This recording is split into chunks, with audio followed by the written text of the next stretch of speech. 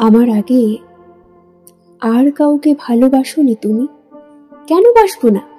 অনেক বিষবৃক্ষের ভ্রমর, যোগাযোগের কুমু, পুতুল নাচের ইতিকথার কুসুম, অপরাজিতর। ইয়ার কি করো না, সত্যি কথা বলবে।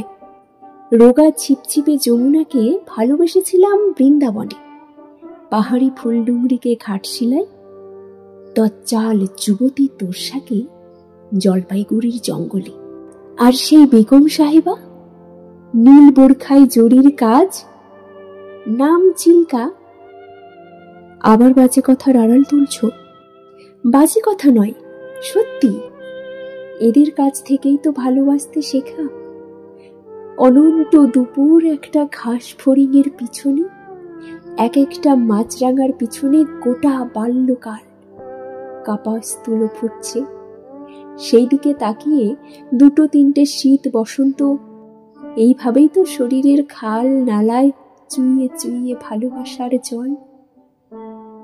এইভাবেই তো হৃদয় বিদারক বোঝাপড়া, কার আদলে কি, আর কোনটা মাংস কোনটা কস্তুরি গন্ধ।